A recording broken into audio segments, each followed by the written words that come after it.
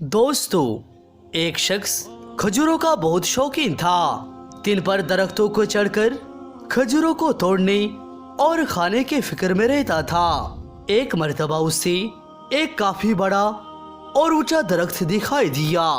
उस पर काफी बड़े बड़े गुच्छे भी लगे हुए थे।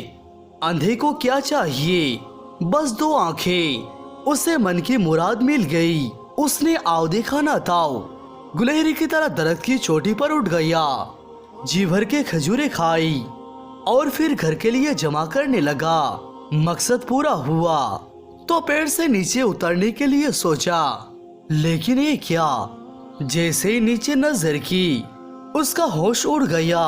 पेशानी पर पसीने की बूंदें नजर आने लगी, हाथ पैर थरथराने लगे। उसने तसव्वुर भी नहीं किया था कि वो इतने ऊंचे पेड़ पर चढ़ चुका है। अब क्या करे, कभी इतने ऊंचे पेड़ पर नहीं चढ़ा था। उसने रोना धोना शुरू कर दिया। वो चिल्लाने लगा, या रब मेरी हिफाजत कर, मुझे खैरियत से नीचे उतार दे। अगर मेरा हाथ छूट गया और मैं नीचे गिर पड़ा तो आज मेरी जिंदगी का आखिरी दिन साबित होगा।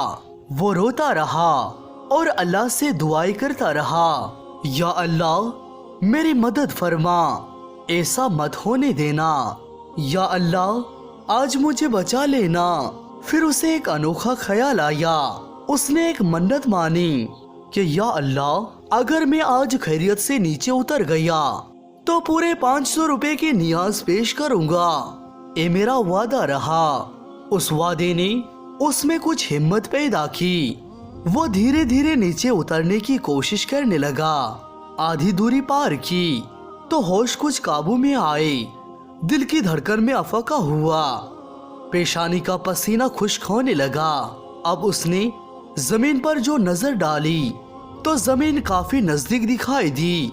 उसने अपने दिल में सोचा, मैं ऐसे ही मरा जा रहा था। कोई इतनी ज्यादा खतरे की बात तो नहीं थी कि 100 रुपए की खजूरें खाकर 500 रुपए की नियाज का वादा कर लिया जाता। नफा नुकसान बराबर वाली बात पर अमल कर लेते हैं। 200 रुपए ठीक रहेंगे। अगर मैं खैरियत से नीचे उतर गया तो 200 रुपए की नियाज पेश करूंगा।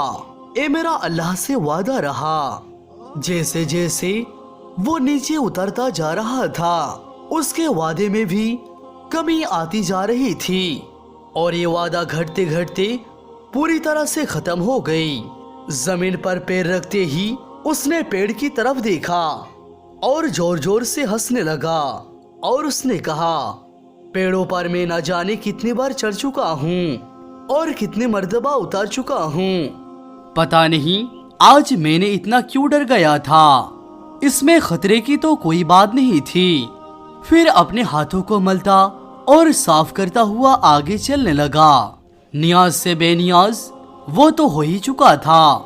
दोस्तों, हम में से अक्सर लोगों का हाल भी ऐसा ही है। जब कोई मुसीबत सर पर आ पड़ती है तो बहुत आजिजी और इनकिसारी से अल्लाह ताला को पुकारने लग जाते हैं और जब मुसीबत खत्म हो जाए तो फिर अल्लाह ताला को भुला देते हैं। जिस अल्लाह को हम मुसीबत में याद करते हैं, अगर खुशी में भी उसे याद कर लिया करे तो क्या ही अच्छा होता।